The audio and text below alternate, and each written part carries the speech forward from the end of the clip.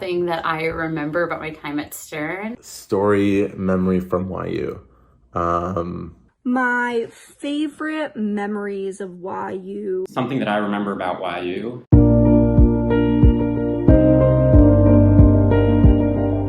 Getting to be in the Beit Midrash every day. The day that my friends and I climbed to the roof of Balfour. Being a presidential fellow. The first time that we did the gram stain technique in microbiology. Acting in the YU play. This game brave folks used to play at Purim and Hanukkah Chagigas. We would take brave participants who wanted to lie in a row on a ground, kind of like layers of a lasagna, and then some brave human would say, I can jump over all the humans. I would often get a running start and the whole room would chant, Liba, Liba, and I would jump over all these people. One of the most meaningful experiences that I had was being able to go over to the home of the president of the university, have dinner with their family, have amazing home-cooked food. No offense to the calf. Well, a little offense to the calf. I live in a single now, but when I lived in Brookdale, I had roommates. The best roommates ever. The thing I miss most about having roommates is just having fun.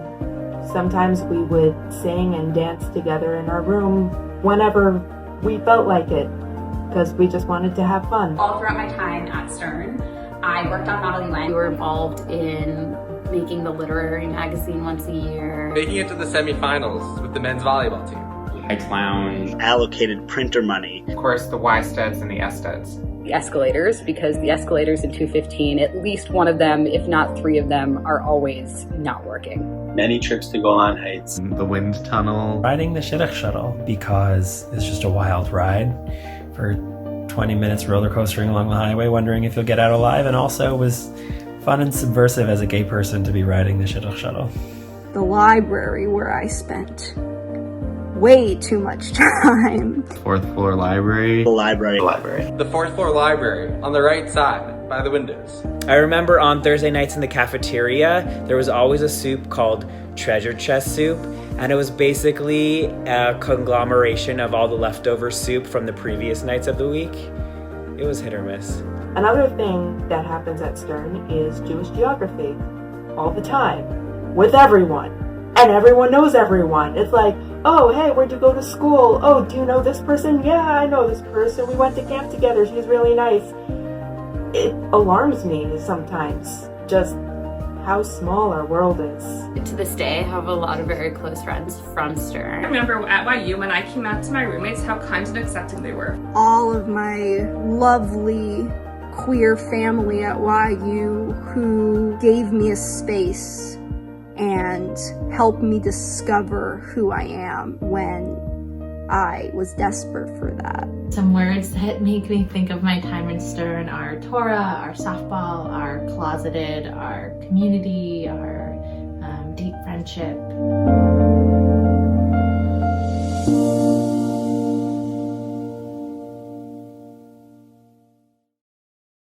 To the stories of 4 current and former Yeshiva University undergraduate students.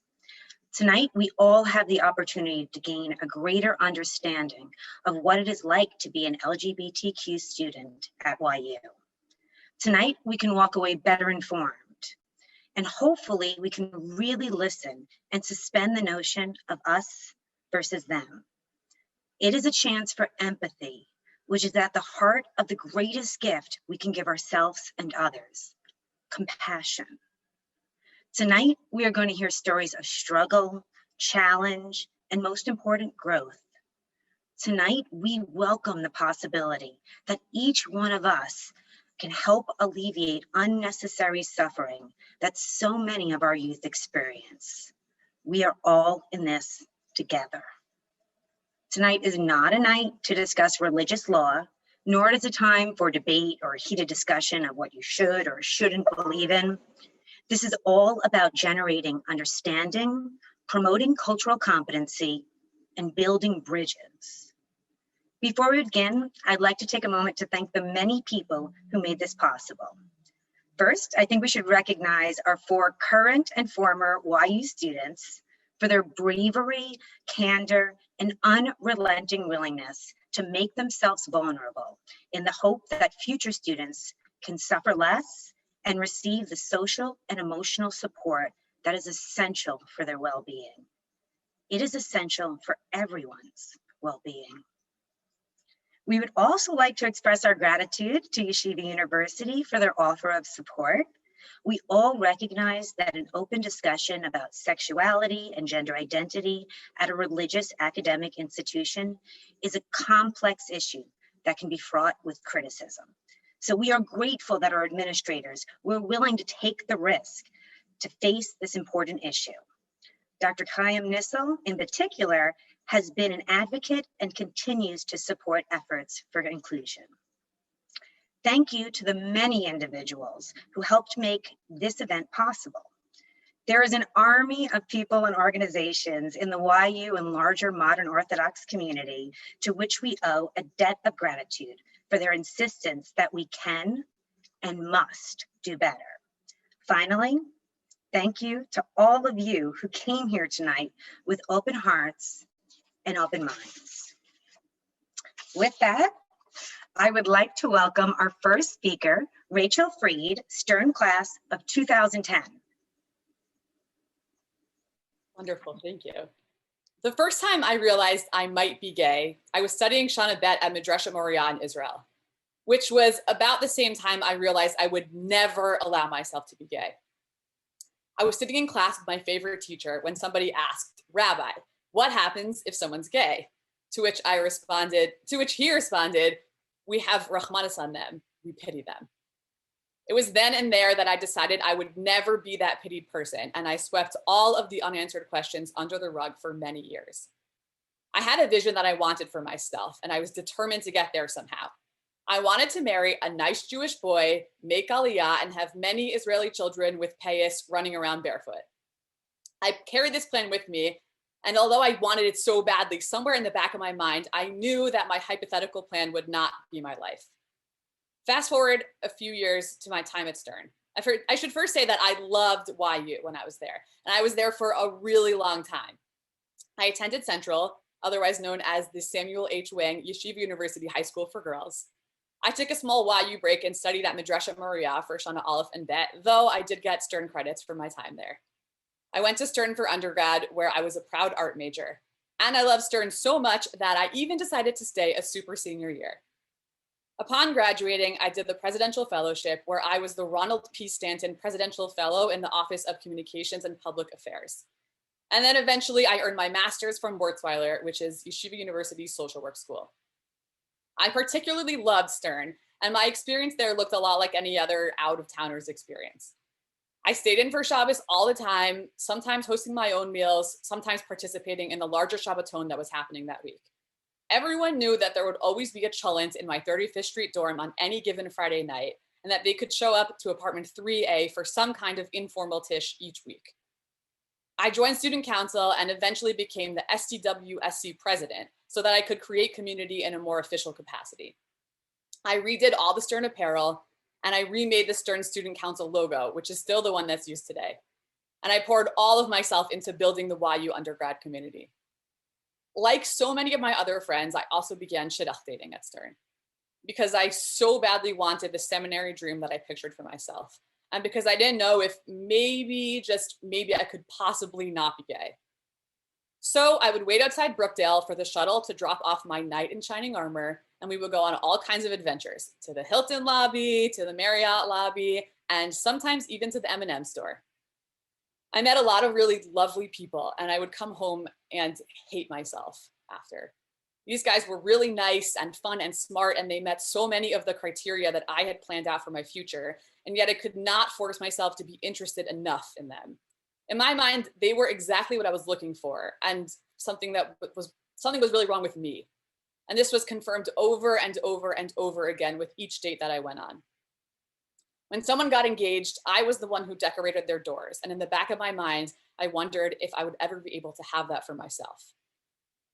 And throughout all of this, I remained an active student leader and a Yeshiva University poster girl.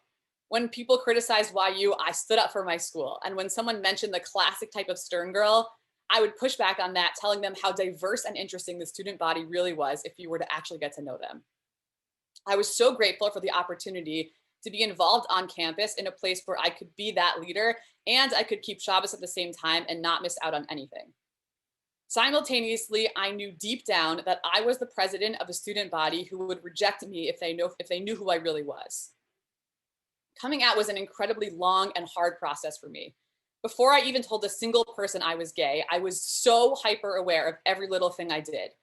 I knew that I would someday come out, and I was so scared that I might do something like hug a friend or look at something in the wrong way that might, maybe, possibly, potentially in retrospect, be seen as something creepy or uncomfortable. And I never, ever wanted to make anyone uncomfortable.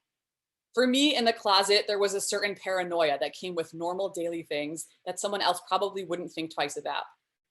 It forced me to become more and more distant from the people in my life. I was especially terrified of coming out to my roommate. She was one of my former friends, and I was convinced that she would be completely freaked out by me. I was certain she would move out once I told her. I was also aware of the fact that once I came out, my existence would be a statement for her and for the people around me.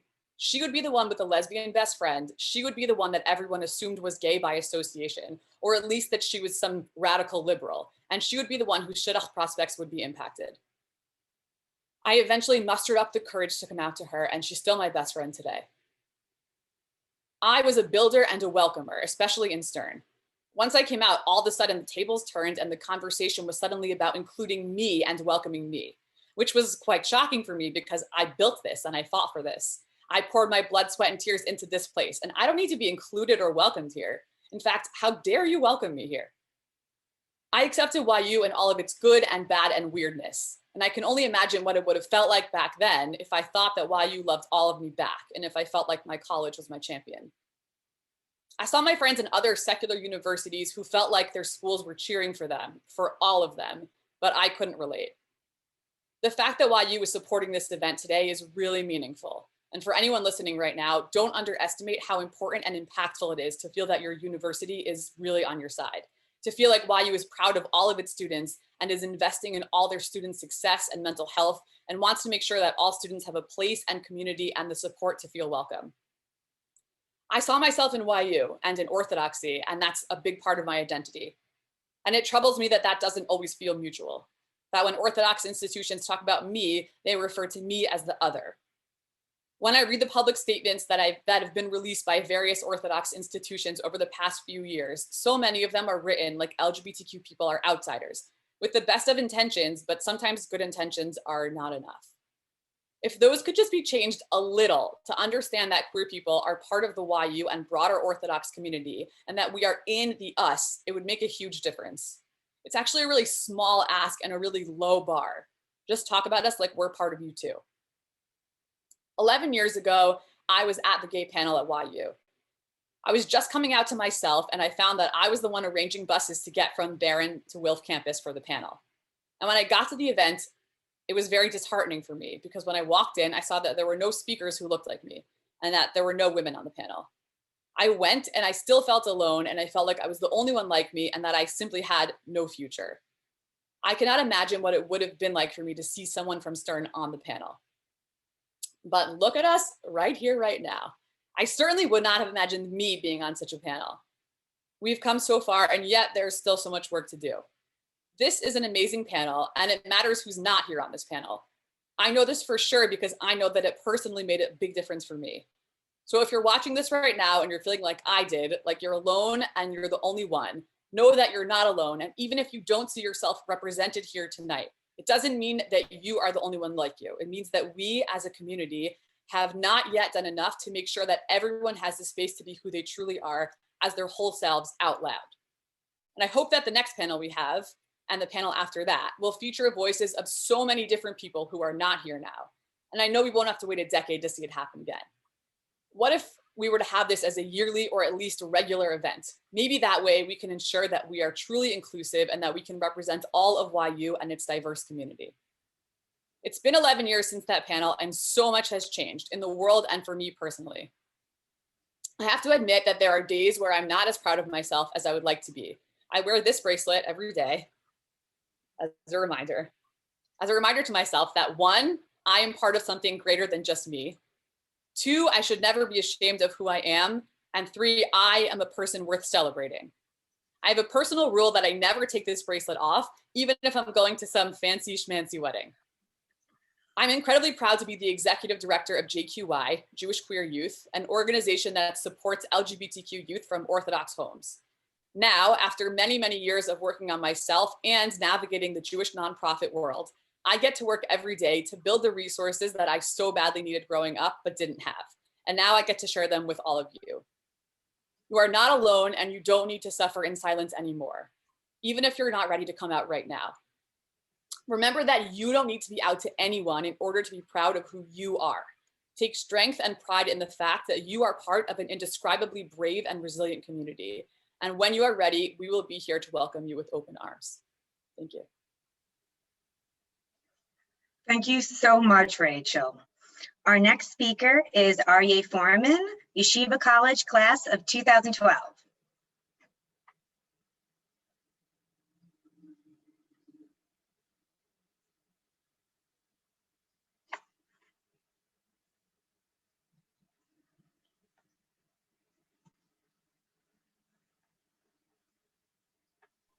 And we're gonna start again. That was the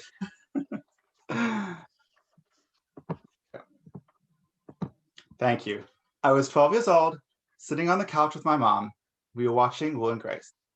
Although I adored the show in secret, my mother detested it. She wanted to change the channel, something about not wanting to watch Begelas on TV. Yet in that moment, I felt an odd sense of bravery. I asked my mom, naively, if being gay was genetic. Surprised by the question, she insisted it wasn't.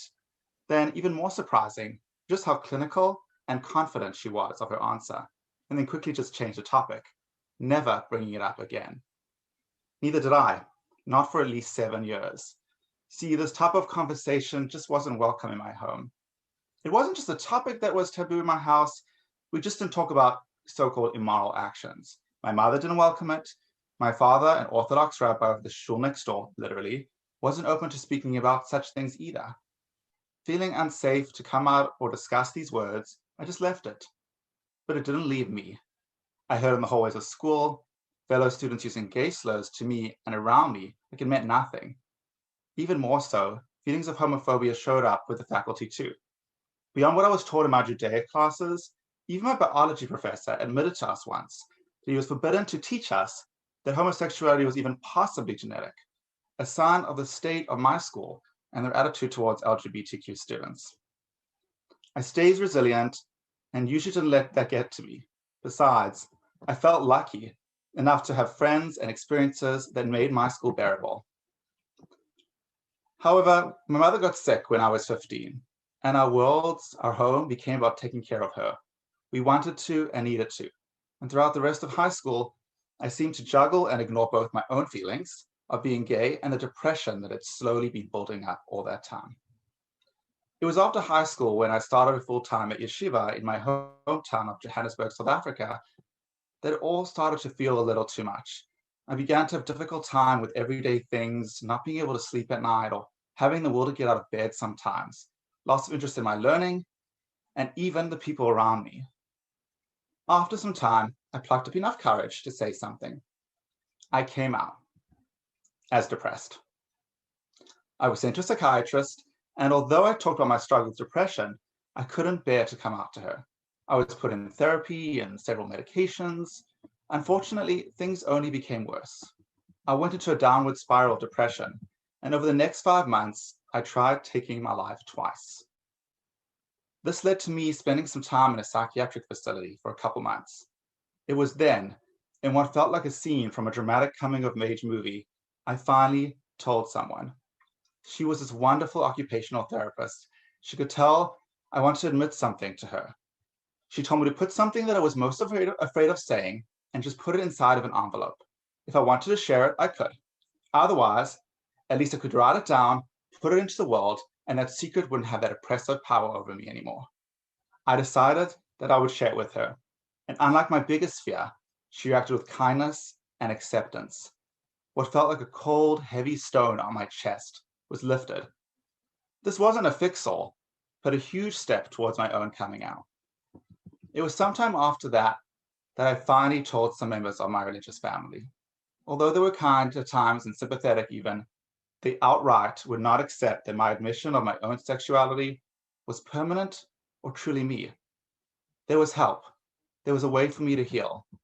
I could still marry a woman, have the right life, have 2.7 children, and at least one of them would have payas like I had as a kid. And then I'd settle into whatever semblance of a normal life I was supposed to have. To be fair though, I don't know why my family is so committed to my lineage. I have 6 siblings and 18 nieces and nephews already. So I decided that I was going to do something. I researched and found a group called Jonah. Jews offering new alternatives to homosexuality, or as they later rebranded from homosexuality to healing. They were shut down since, but they were a Jewish organization rooted in the belief that being gay is changeable and that having what they referred to as same-sex attractions was a manifestation of past hurts or traumas or a distant dad or even an enmeshed relationship with one's mother. They believe that by doing the work, one can reveal their own innate opposite sex attractions. They perpetuated the notion that gay people were sick or disordered or broken, and that gay people were likely to become alcoholics, abuse children, and die of AIDS. It's enough to scare you straight. But I believed in all of it. I genuinely felt that I could do the work and heal, become the super straight person I was meant to be. And at least at first, I dived right into it. Shabbatons, an expensive weekend called Journey into Manhood, and individual therapy with an unlicensed clinician. But nevertheless, I maintained my commitment. Through the so-called therapy, I was taught that my mother and I were too close. And all the time she spent caring for me, uplifting me, teaching me, and I admit, showing me a thing or two about fashion and doing your own manicures, I learned to resent her. After all, I was too close to her and too distant from my dad. That must be the root cause of why I'm gay. Like a half an hour at the makeup counter and voila, you've succumbed to the homosexual lifestyle. Anyway, this trauma that they were trying to get into really displayed itself in harm when working with Jonah. This is accredited conversion therapy, that a particular method called guts work, which is acting out experiences or particular feelings to understand how they led to my developing same-sex attractions. Your trauma is that you were just too close to your mom, and that to be free, you must escape. Now, when I say I thought this was a metaphor, I couldn't be more wrong. This was literal. They needed to reenact my own birth, but this time as a method of escape. So 3 men walled me in, each one holding a mattress upward and creating a makeshift womb in which I had to escape. And you thought Alcatraz had drama. So there I was, pushing and pulling with all my might, finally escaping this literal mattress prison. Why couldn't I have been one of the lucky ones that just beat up a pillow that was supposed to be their dad? Spoiler alert, this didn't work for me. But something in me felt different.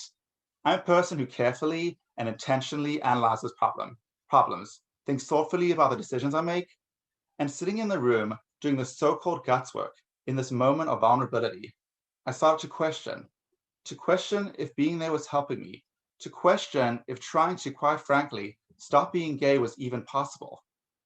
But this is just the beginning of me starting to doubt. I wasn't ready to tell myself that this wasn't working. Through all of this, I continued to be bombarded by the notion that the LGBTQ community was riddled with addiction, rampant disease, and never-ending cycles of depression.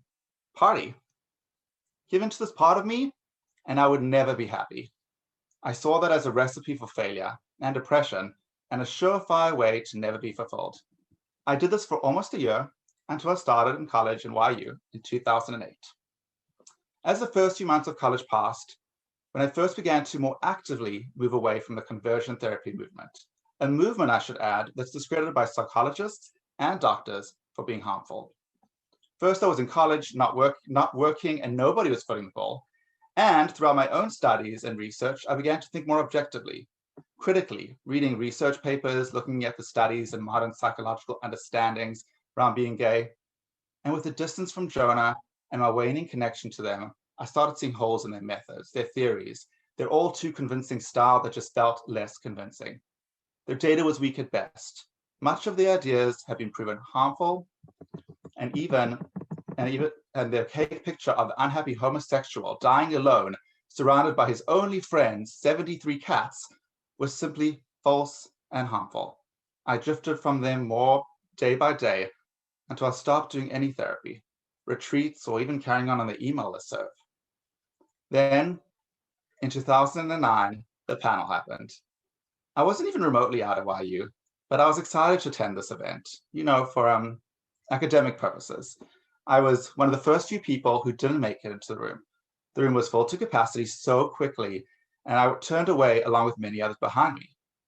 I even thought I could get smart and tried sneaking in through Balfour, but that didn't work. Although discouraged by not being there in person, I was infused with hope. Very shortly afterwards, I was lucky enough to read the full transcript provided by a current student and videos that began to circulate. With that and hearing so many first-hand reports, I was excited by the stories and displays of truth that took place that night. However, shortly after, I immediately noticed that not everyone in the community felt excited or even okay that this happened. I was in the Beit Midrash to hear a rabbi talk 1 or 2 days later and listen to him invalidate that soil of hope that I had built up. I just sat there. Others like me sat there and felt betrayed. This panel wasn't about sex, a discussion of Jewish law, but rather was personal narratives of pain, being disenfranchised, and even about triumph. Yet hearing this rabbi talk made me feel that being gay was just something dirty. Nevertheless, I started a new chapter, one that couldn't be revised or rewritten. We exist in this community, we are an intrinsic part of it, and we aren't going away. And now that we're faces, representations of that truth, and that just pushed the needle forward. Now, throughout the next 2 years, I slowly came out to some, those who I trusted, sometimes taking a risk. But I was grateful to be met with friendship and affirmation from many that I shared with. However, not everyone was accepting around me, and I was so grateful for those who supported me. Now, although I never officially came out during my undergrad years, there were many who knew about me, and I never realized how important that visibility was, even in this limited at this point, until one night when I was hanging out in the morgue lounge after YCDS play rehearsal, could have been more YU, and a fellow student came over to me. I immediately could tell he was distressed and scared. I left my friends and moved to the other side of the lounge.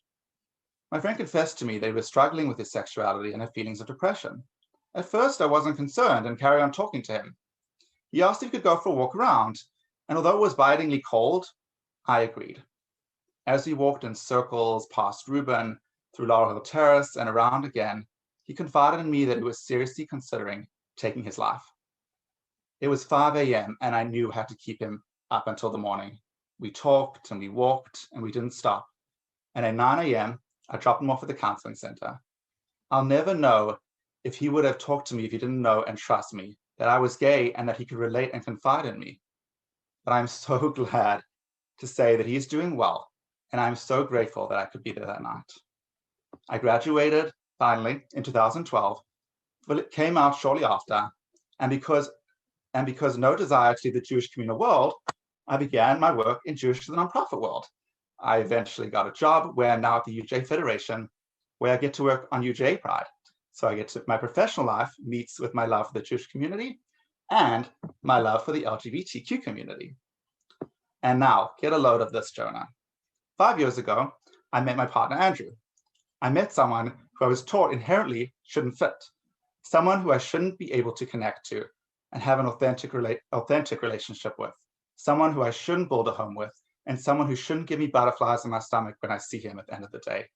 It changed my understanding of my future. It changed my perception that my life would likely be devoid of meaning and love. I can love and be loved by him, by friends in my community that I'm lucky to be a member of. And understanding this saved my life. This isn't a fairy tale. I still have my days. I experience anxiety and still have to watch my moods to stay clear on healthy mental health cycles. I also still have challenges relating to me being gay. Not everyone accepts this part of me, and I still have to navigate my place in the community. In my immediate family, there are those who accept me and my partner, and there are those who still after many years won't accept me as I am. And I have to sit with that. Look, it doesn't always just get better. However, I got stronger, more resilient, and happier. All this is something I never thought would happen. It sure still is a challenge, but I am so glad that I was wrong. Thank you. Thank you, Aryeh. Our next speaker is Dove Alberstone, Yeshiva College class of 2020. Hi, everyone. I grew up in Seattle, which has a relatively small but a very diverse Jewish community. My family was traditional, somewhere between conservative and Orthodox. We kept kosher and kept Shabbat, which meant that we didn't watch TV and we went to shul every week, even though we drove there. While I was growing up, my family was slowly moving further to the religious right. That's not to say that they became fanatical, but we began going to an Orthodox synagogue and observing halacha more strictly, and we became more involved in the Orthodox community in Seattle. Both my brother and I had bar mitzvahs in an Orthodox shul, and we both went to the Orthodox high school here. Being gay was not something outside of my world that I was sheltered from. My parents had gay friends, a classmate of mine had 2 moms, and I had teachers who were gay or lesbian. So queer people were not strangers to me.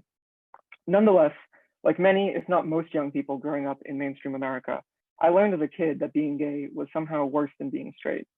Kissing a girl or having a girlfriend was cool, being called gay was not cool, and in the Orthodox community, it was completely unheard of. I began to understand that I was attracted to other boys at around the age of 12 or 13, but it took me a lot longer to come to the terms with the fact that I was gay. I hoped that somehow I could still have a heterosexual relationship. I remember panicking at around the age of 14 when I thought, what if this whole attraction to men thing means that I'm gay? What if I can't get married and have kids or have a family or have a normal Jewish wedding? And that thought absolutely terrified me. In my mind, being gay and being Orthodox were simply incompatible because that was the message I had been taught and I absorbed it. So I learned to hide. I boxed away every interest or habit that seemed at all gay or unmasculine and hid them deep down where no one would know about them. I thought that doing so would protect me and prevent me from being bullied or labeled as gay and would enable me to stay religious. And this was in Seattle, Washington, in a school where nearly everyone knew someone who was gay or knew someone whose parents were gay, and among peers who, if pressed on the issue, would probably claim that they weren't homophobic at all.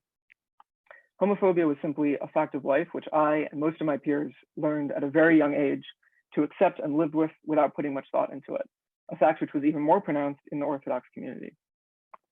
I graduated high school and I went off to Yeshiva Kotel, and for a while I was happy there. But at some point late in my first year, 2 issues were simmering under the surface. The first was my waning belief in Orthodoxy. The second was coming to terms with being gay. When I would talk about the faith issue with my rabbis, the advice that I usually got was, just follow the system, and even if you don't fully have faith all the time, at least you'll have it some of the time. And even if you don't believe, being frum isn't that bad. It's a pretty good life considering everything it gives you. The way I saw it, I had 2 options. Either I could find a solution to my faith issue, something which would give me enough faith to live a fully observant lifestyle.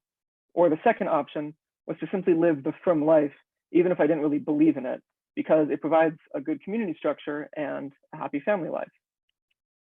This is a choice which I know many Orthodox adolescents and young adults make, and I don't besmirch it at all. But that was when I finally realized that Orthodox Judaism did not have, or at least did not present, a place for a man like me because I'm gay. When I say that, I of course don't mean it as a judgment on queer people. As a gay man, I didn't think that the option of living a chaste, closeted life could ever be fulfilling. That's a functional issue as well as a cultural issue. While Orthodoxy does not recognize gay relationships, that's the functional issue, the homophobic attitudes that I heard from peers and authority figures made me feel that I would never be seen as an equal in the Orthodox community, and that's a cultural issue. I'll never forget the thought that I had when this understanding dawned on me. On the first night in yeshiva, the head rabbi gives a speech in which he always uses the same line, something to the effect of, look around you right now, because these are the friends who are going to stand next to you under the chuppah.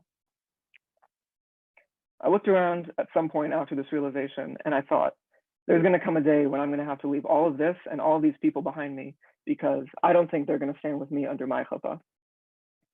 Once in yeshiva, a close friend of mine saw an incriminating message on my phone, and he confronted me about it. I was upset at first because that someone in yeshiva now knew my secret, and I really panicked.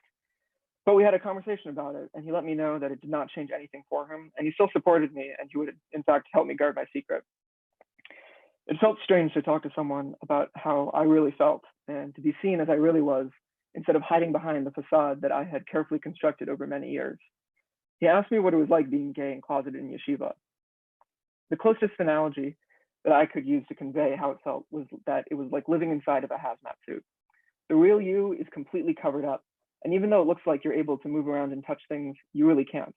Nothing can get through the barrier between the lie that you're forced to live and the real human being underneath. Living in the closet numbed me and, in effect, made me hate being gay and hate myself for having to live with the burden of living a lie. Over the next few years, though, I slowly came out to more and more friends, as well as my family, all of whom accepted me. I was very lucky in that regard. I didn't have a hard time coming out, and I did not have to endure a lot of the difficulties of estrangement and alienation that many queer people suffer on their journey out of the closet. Even many of those friends from Yeshiva who I thought would one day turn their backs on me, in fact, never did. So many queer people fear that by coming out, they're going to be ostracized by their peers and family and lose their support and love. Too often, that is true. But so often, in my case, for instance, I felt that I had to live a lie for really no reason at all. The culture of silence on LGBTQ issues in the Orthodox world is a major driver of this fear. If people in positions of authority, rabbis, teachers, professors, parents, and even just friends made clear that more support is out there, then more young LGBTQ people would not be forced to endure living the lie and staying in the closet.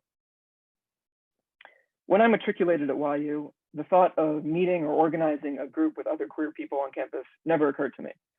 I really only knew a handful of gay men on the Wolf campus, most of whom were closeted. And I was at an Orthodox school, and I thought that creating a gay space or a club for queer students was a nice idea, but one that would probably never get off the ground. When I heard about the attempts in 2018 to create a club ending in rejection, I really felt a kind of indignation. The feeling that I had no place on campus, just as I had no place in the Orthodox world, returned and made me feel alienated from the rest of the student body. Any other student group was free to make a club with fellow students who cared about the same issue or had the same background, but not me and not people like me. For the rest of my time at YU, I spent a lot of time away from campus as much as I could, and I avoided a lot of campus social activities. I did not want to feel once again that I had to hide my identity in order to seem acceptable. I struggled a lot during my time at YU with those feelings of alienation, and it brought on a lot of feelings of depression and anger. Thankfully, I was able to surround myself with caring and accepting friends. Once again, I felt luckier than many of the other queer students who I knew at YU who did not have accepting friends. At this point in my life, I'm no longer Orthodox. I'm not really part of the Orthodox community. At first, after Yeshiva, I felt that I had rejected my faith because it didn't suit me. Once I came out and I started to get the cold shoulder from people that I used to know in Yeshiva, or notice the looks that I got, or the slurs that I heard from other students because I was publicly out and had a pride pin on my backpack. And especially after what I and many others felt was repeated discrimination by the administration at this school, I realized that I didn't reject Judaism and I didn't reject the Orthodox community. They had rejected me. It reminds me of something Josh Toplitsky said in his speech during the previous YU Gay panel, which took place 11 years ago. When you come out, you go from being seen as part of us to being part of them. And that perfectly encapsulates the rejection that many, many LGBTQ people experience in some way in their coming out experience. For many queer people, the Orthodox community is still their home. Some have yet to come out for fear of being ostracized, and others have come out in spite of the rejection that they experience, but they are not willing to give up on their community. Many queer people, myself included, felt that no place existed for them in the Orthodox community. But there are still so many queer people who believe that they have a right to a space and they're willing to fight for it. And it's those people who are going to create that space. I hope that Orthodox institutions like YU stand up and support those creating that space. Queer people in the Orthodox world need your support to make that space, and we need each other's support equally as much through student groups and queer Jewish organizations. LGBTQ people deserve to feel like they have a future in this community. How are you, all of you listening now, going to show them that a space exists for them? Thank you. Thank you so much. Our final speaker is Hannah Weiss, Stern Class, January 2021.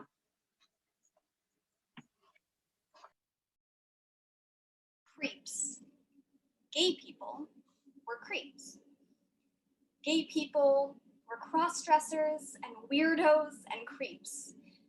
At least that was my perception of what the word gay meant until I was in 9th grade. Growing up, I remember hearing rumors circulate around Camp Sternberg when his girl was kicked out of camp for being a lesbian. I remember in middle school when my female friend told me that a girl was a lesbian towards her and that we should stay far away from her because of it. I also remember the fear that even though I liked boys, that I too was like the lesbians everyone seemed so against. That I too was like the lesbians who got kicked out of camp and who everyone seemed so intent on distancing themselves from. So I repressed it. And I told myself that my thoughts surrounding girls were just normal thoughts that all girls have. I told myself that when I noticed a pretty girl, I was just looking in from the guy perspective and seeing how they viewed girls. And that the reason I was so interested in this perspective was because I was curious how a guy would one day view me. So, growing up, I was able to suppress my feelings towards girls and consume myself with liking all of the yeshiva boys in my community. At the same time, it was exhausting. So I grew up in Denver, Colorado, in a yeshivish but also outreach community. The combination is confusing, I know. Although I lived in this community and all of my best friends attended the yeshivish elementary and middle school, I went to a modern Orthodox co-ed school for the majority of my schooling. Besides, for 5 days when I went to Beis Yaakov in 9th grade.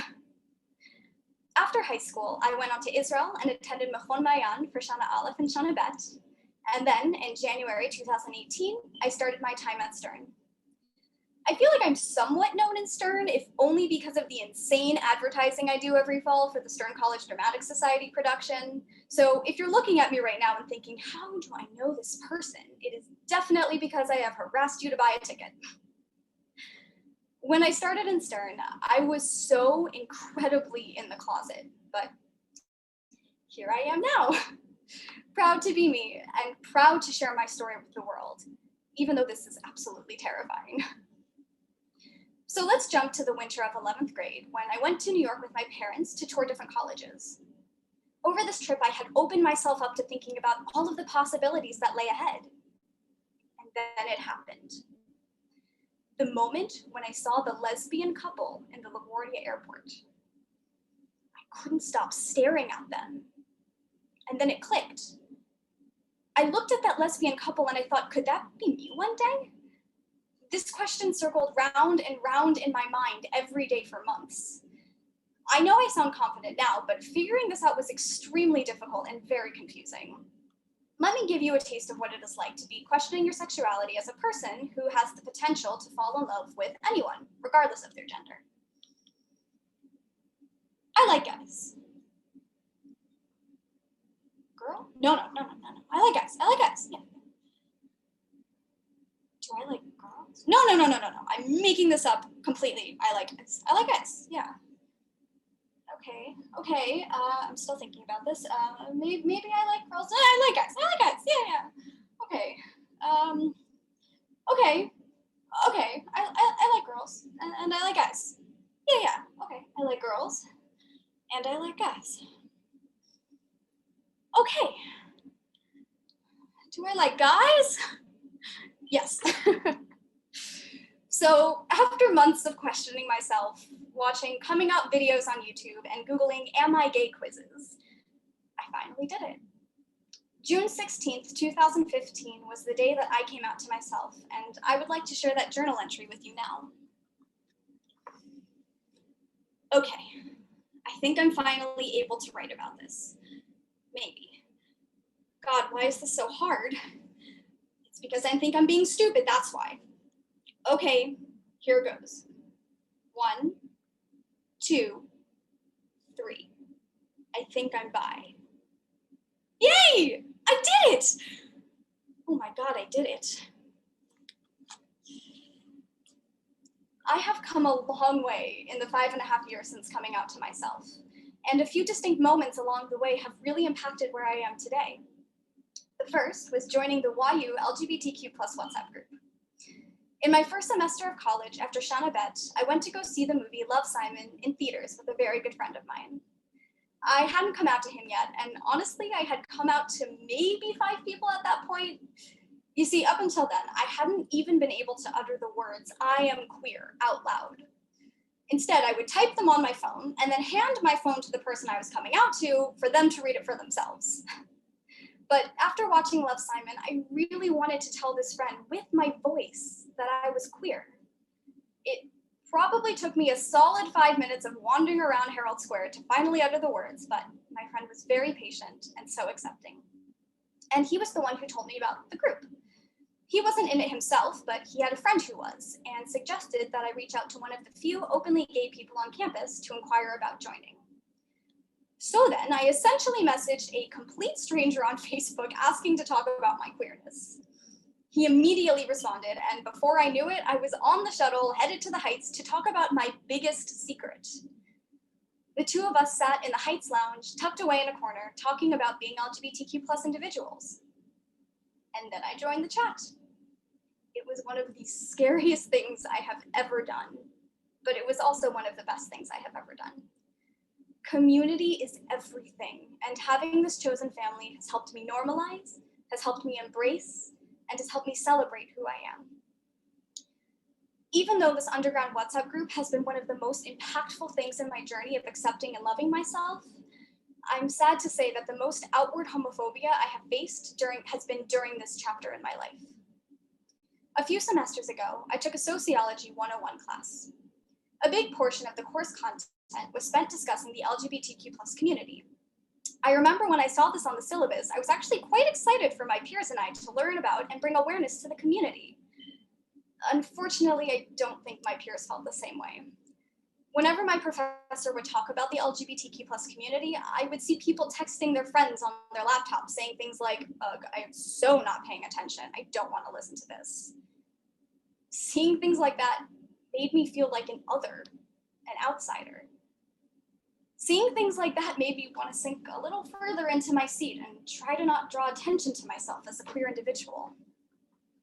And then in one class, we were asked to debate how the modern Orthodox community should deal with gay people in their communities. At first it was quiet. No one wanted to say anything. And then one girl raised her hand and kind of had this attitude of, "All right, I've got you all. Since we are all on the same page about this, and this professor likes to talk about things we don't want to hear about, I'll take care of this so we can move on." And then proceeded to say some really negative things about the LGBTQ+ community. Others, including myself, then chimed in disagreeing with her, and then all of a sudden, everyone was arguing about me, even though nobody knew it. After that class, I couldn't breathe. I stood, shaking, on the 10th floor, waiting for the elevators to come. Friends who were in the class with me asked if I was okay. I wasn't.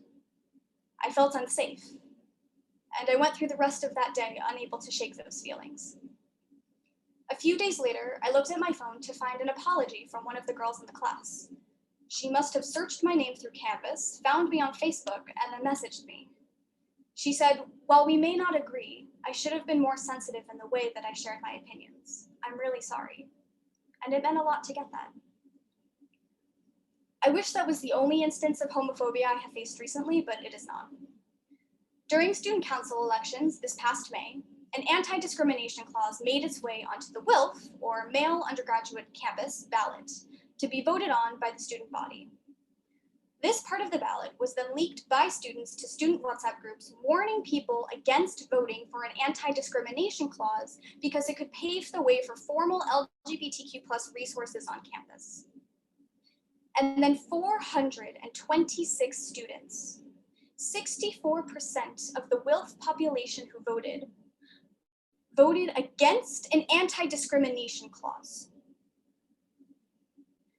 When I saw that result, I remember needing to immediately leave the conversation I was having to go to my room. I didn't even have the strength to close my door. I just went to my room and I sat down, unable to move, unable to breathe, unable to comprehend that that had just happened. That people were so threatened by LGBTQ+ individuals gathering together to provide support and family. That people are so threatened by me. And this is why we have to talk about this. Because people outside of the LGBTQ+ community are taught to have these negative feelings towards us. And unfortunately, growing up in an Orthodox world, we are taught to have negative feelings about ourselves. And this is something we call internalized homophobia. When thinking about my own internalized homophobia, one specific story comes to mind. I was in 10th grade and I was obsessed with the YouTuber Joey Graceffa. At that point, he hadn't come out of the closet either. I remember bringing up Joey in a conversation with some classmates when a peer of mine said, "Oh my God, he's so gay." To which I immediately got extremely defensive and responded, "No, he's not. Maybe he's bi, but he's just feminine, so stop judging him and thinking that he's gay." The guy who had said that comment was very taken aback and responded with, "It's not a bad thing if he's gay, I'm just saying that he is." In that situation, I think that I was actually the most homophobic one there. I got so scared that something I loved and identified with could be gay, and that people would then associate me with something that is gay, and, well, what would that say about me? I want to leave you with one last story. This happened in 11th grade, after the LaGuardia lesbians, but before I had come out to myself. So for context, my high school was, at the time, an experiential learning high school. We would go on these week-long trips twice a year to hike, learn, and do community service. And in 11th grade, we, ironically, went to San Francisco. We were coming towards the end of our trip, and my peers and I were playing board games on Shabbat afternoon. Feeling a little overwhelmed, I went outside to get some air and clear my head. While I was sitting out there, a guy in my school came to join me, and the two of us started talking. During this pretty personal conversation, completely out of the blue, he said to me, "You know, if you were gay, I would accept you." I was floored. I had absolutely no idea how he even knew that that had been on my mind. I stammered out, no, I'm not," to which he responded, "I know, but if you were, I'd accept you." And that was the first time I had ever heard those words said to me. In that moment, I felt seen. I felt safe. I also felt terrified, but with every person I have come out to who has accepted me, I've begun to feel more whole, more me. So now, I'm here today to say this to you. To anyone who is in the closet and who feels too afraid to love who they are. I see you, I accept you, and we, the LGBTQ+ community, is here, waiting for you whenever you're ready. You're not alone. Well, thank you so much for all of you sharing. Each time I hear stories like these, and I've heard many, it really stirs up a lot of emotion in me. The weight of all this unnecessary suffering is heavy, but we can all share the burden. So I doubt that many people came here to hear me speak, except all of my family members. So I want to go back to the panel, and I want to ask them some questions that were submitted previously by attendees. So the first question that I have for the panel is, what is the goal of this panel, and why do we publicly need to discuss this? So this panel is important because representation matters. And I saw no future for myself because I saw no queer Orthodox women. And it was so important for me to know that I wasn't the only one like me. And not only was I not the only one like me, but there was a whole entire community of people like me for me to be a part of. The closet is a really dark and lonely place. And it's really important to know that there are people who are supporting you and people who care. And the 654 people watching this right now is proof of that. To take off what Rachel said and amplify, I think that, nothing that is in the dark will grow. And it's not just about representation, but also about visibility. When we can see each other and see that there's this world with queer people and people who can relate to us and understand us and can even empathize with us, it makes a huge difference. It doesn't have to be underground. It doesn't have to be a secret conversation. It should be seen, and by being seen, people can really get to understand it and really get a full sense of what's going on, and more people will feel less alone. I think that one of the major goals of this panel is to break the silence that surrounds discussing LGBTQ issues in the Orthodox world. And that's the same reason why it really needs to be public. The more public it is, the better it is. We really need to amplify the conversation that's going on about this, because there are still so many people who are waiting to hear about it. Like you guys said about representation. They're waiting to hear from people who have the same experiences as them. Okay, so second question. How can Orthodox allies best support LGBTQ plus individuals and be helpful allies? Do you think it's possible to not share some of the views of LGBTQ plus students, but still be kind and accepting of them as a person? So I think that regarding allies and being supportive as an ally, something that's really important is language, and mindful language and inclusive language. So for an example, instead of saying to someone who presents as female, oh my gosh, did you go on a date with a guy? You could say, oh my gosh, did you go on a date with someone, or just did you go on a date? And using inclusive language like everyone or friends or folks, or not putting people into boxes that we don't necessarily know if they fit into those, is really important. And it's such a small way to make such a big difference, because those who need to hear that inclusive language will hear it. And others can learn from it. If you put your personal pronouns, or if you use inclusive terms that might spark conversation with someone else. Oh, why are you saying it like that? Why do you not use the word guys, or anything like that? And that's a really powerful way to begin conversations and to also allow people to feel safe in their spaces and not put into boxes that they may not fit into. I think another way to be an ally is to publicly support LGBTQ initiatives or organizations. And I mean, I was taught that the highest form of giving tzedakah is anonymously giving. And I think that in terms of this specific issue, if you can give to an organization, even $1 in a public way with your name on it, it means it speaks volumes. So organizations like JQI and Eshel and all of the organizations that were listed on the slide at the beginning, which will be listed again at the end, but publicly supporting them and sharing statuses on social media and spreading the word is a really huge deal. And then I also think that having tangible objects or symbolism is also another really important way to be able to be an ally without necessarily even saying any words out loud. So maybe you've seen like a little rainbow flag sticker somewhere, or some kind of safe zone sticker.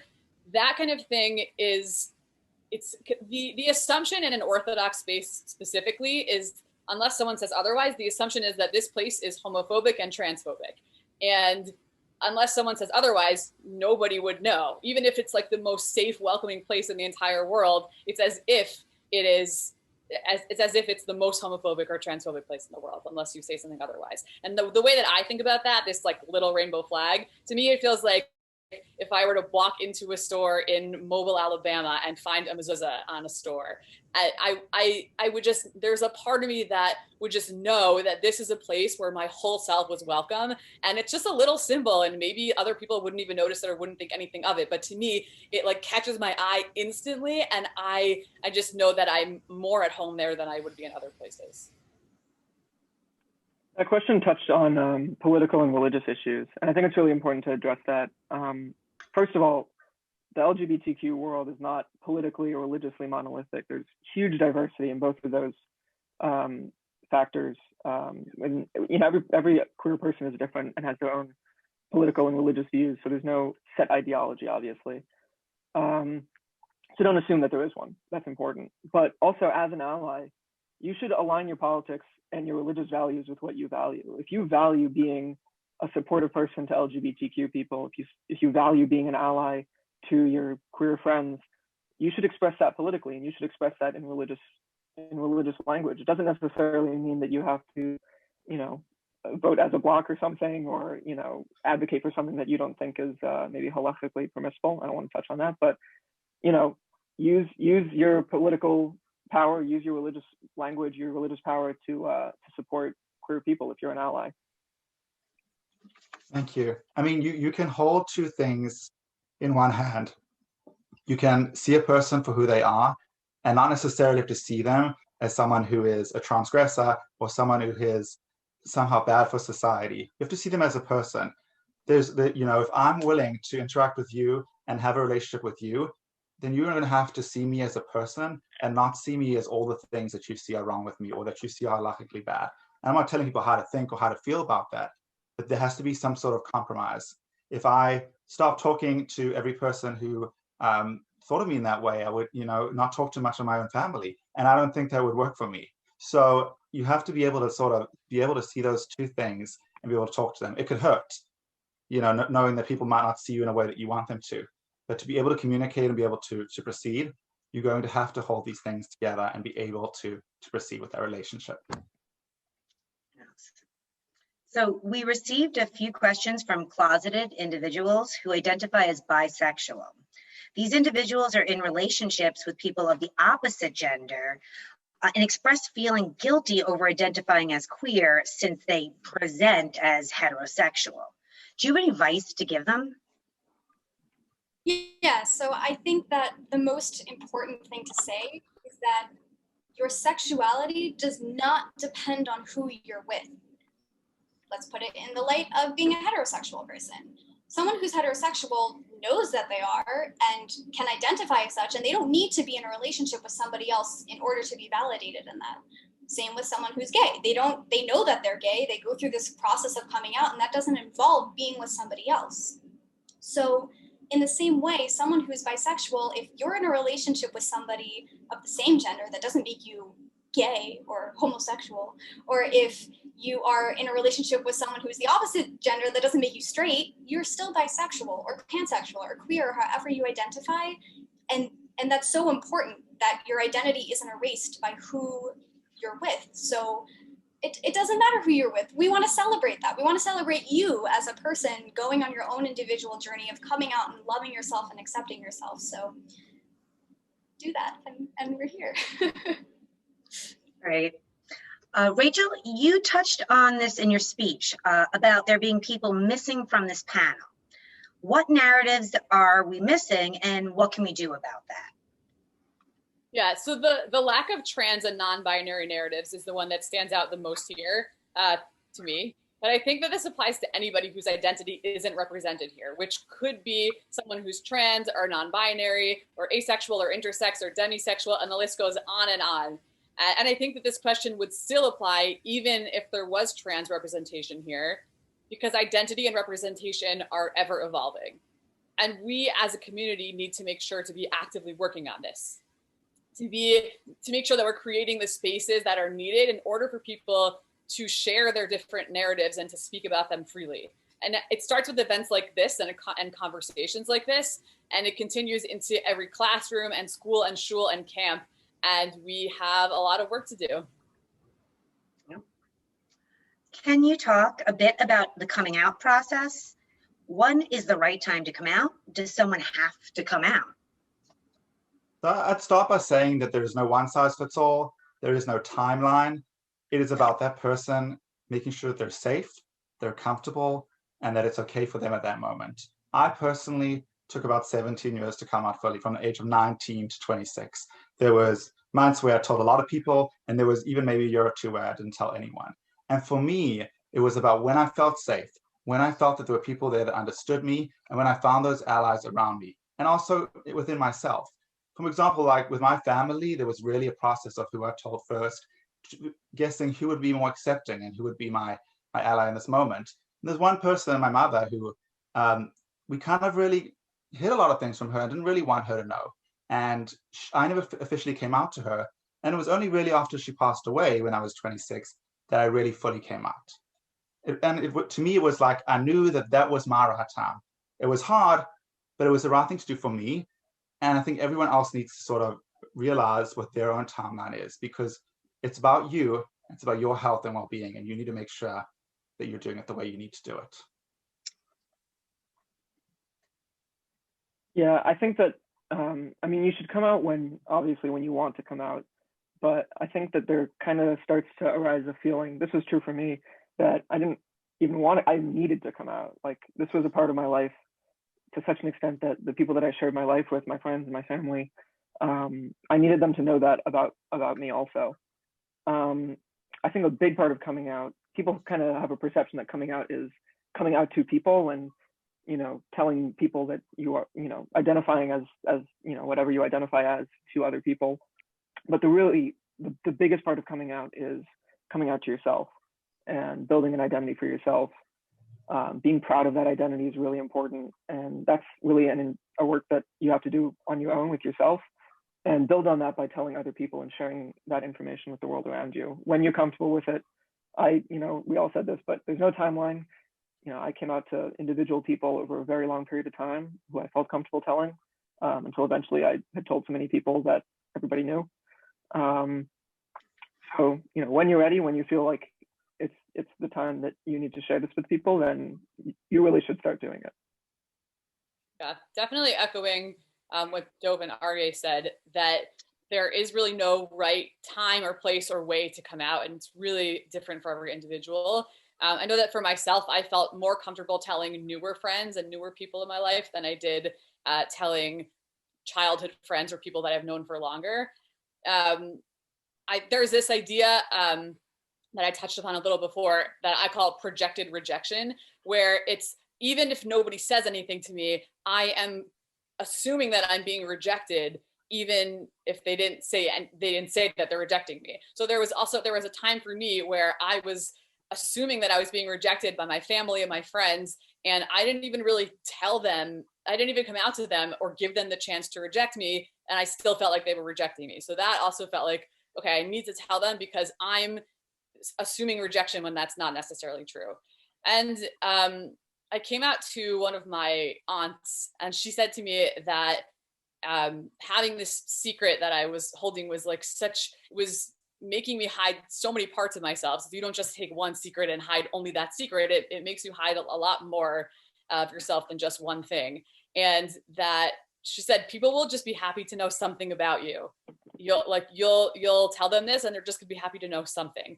And so I think that, as everyone said, there's all kinds of ways and different ways to come out. And also it's a continuous process that never really stops. I would say that I'm still continuously coming out in different ways all the time. And so it's not something that happens once and then just finishes there. Yeah, so building off of what Rachel was saying about projected rejection, while that's 100% very valid, and I probably definitely have experienced that myself, it also should be said that sometimes there are scenarios where it's not safe to come out, and the people who you're coming out to will react negatively. So I just want to say, make sure that you are safe and that you have support and you're surrounded with people who will support you. And if and when you do decide to come out to people where it may not be such a safe situation, you have resources and you have support and you have a safe place to go so that you're never in harm's way. Absolutely. So my last question is if you could talk to your younger closeted self right now, what would you say? I would say to myself, your future is bright and full of love and laughter and happiness, and you will have Shabbos tables full of all kinds of people who love you and who you love, and that not everything needs to make sense. There could be simultaneously conflicting truths that are all right at once and all be true together, and some things might seem like they don't go together, and that's okay. One of my favorite celebrities, RuPaul, he always talks about something called an inner saboteur. And when you're a little kid, you have that in your mind all the time. And even when I was younger and a teenager, I'd always say to myself, you're not going to be happy. You're not going to make it work. You're going to be sad. And this is not the right life for you. It's just going to be filled with sadness and just depression. And if I tell myself, it's not easy, it's not going to be perfect, but you are going to be okay. And you are going to make it through this. And you will find that semblance of hope and happiness and joy and humor and life. And that's what I would tell them. I think I would go back and tell myself that, while, I did a lot of work to try and accept myself before I came out, it was really hard to kind of tap into the pride that I think everybody in the queer community should be able to tap into. Everybody should feel proud of who they are, but it's especially hard for queer people to feel that way, especially when they're in the closet. So I would tell myself to be proud of who I am. I think I would tell my closeted self to get excited because there There's a lot coming. There are so many incredible organizations and movements that you're going to become a part of. There are so many beautiful families that you're going to join, so many people who are going to support you, so many amazing friends that you're going to have out of your queer chosen family. And you are not the only one going through this very confusing time. That is what I would tell myself. Great. Those were all very thoughtful answers. We really do appreciate that. Yes. So I wish we had more time for questions, but I know that it's getting late. So thank you all for taking the time to just listen. I really hope this will be a jumping off point for a wave of kindness and compassion. One theme that we heard in multiple stories was the profound effect of having social support. To be able to sit and really listen to an LGBTQ plus individual reveal who they really are is emotional medicine. I know it can be hard to suspend judgment, but it's healing. For me, compassion is unbridled, loving kindness to ourselves and to others. It's the opposite of hate speech and the ultimate act of love. So on a final note, we realize that this candid discussion may generate a lot of feelings for many people in the audience. For anyone who is struggling, we encourage you to reach out for help. There are so many of us that want to help, and it is critical that no one suffers alone. There are numerous resources that are free and available to everyone. In a few minutes, you'll see contact information for a few organizations that are informed, ready, and willing to help. So everyone, have a great night. Get home safely. Probably won't be a problem for most of us to get home safely. And just thank you. Really, this is a pleasure.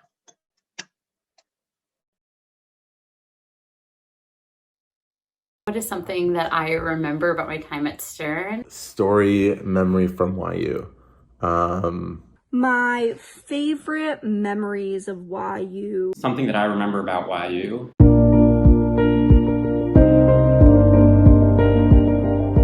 Getting to be in the Beit Midrash every day. The day that my friends and I climbed to the roof of Belfer. Being a presidential fellow. The first time that we did the gram stain technique in microbiology. Acting in the YU play. This game, brave folks used to play at Purim and Hanukkah Chagigas. We would take brave participants who wanted to lie in a row on a ground, kind of like layers of a lasagna, and then some brave human would say, I can jump over all the humans. I would often get a running start and the whole room would chant, Liba, Liba, and I would jump over all these people. One of the most meaningful experiences that I had was being able to go over to the home of the president of the university, have dinner with their family, have amazing home-cooked food. No offense to the calf. Well, a little offense to the calf. I live in a single now, but when I lived in Brookdale, I had roommates. The best roommates ever. The thing I miss most about having roommates is just having fun.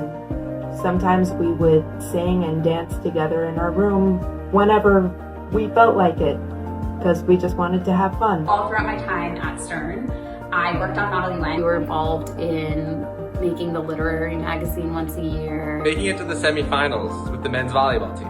Heights Lounge. Allocated printer money. Of course, the Y studs and the S studs. The escalators, because the escalators in 215, at least one of them, if not three of them, are always not working. Many trips to Golan Heights. The wind tunnel. Riding the Shidduch shuttle because it's just a wild ride.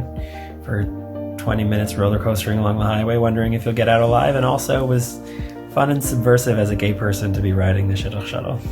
The library where I spent way too much time. Fourth floor library. The library. The fourth floor library on the right side by the windows. I remember on Thursday nights in the cafeteria, there was always a soup called treasure chest soup, and it was basically a conglomeration of all the leftover soup from the previous nights of the week. It was hit or miss. Another thing that happens at Stern is Jewish geography. All the time. With everyone. And everyone knows everyone. It's like, oh, hey, where'd you go to school? Oh, do you know this person? Yeah, I know this person. We went to camp together. She's really nice. It alarms me sometimes, just how small our world is. To this day, I have a lot of very close friends from I Stern. remember at YU when I came out to my roommates how kind and accepting they were. All of my lovely queer family at YU who gave me a space and helped me discover who I am when I was desperate for that. Some words that make me think of my time in Stern are Torah, our softball, our closeted, our community, our deep friendship.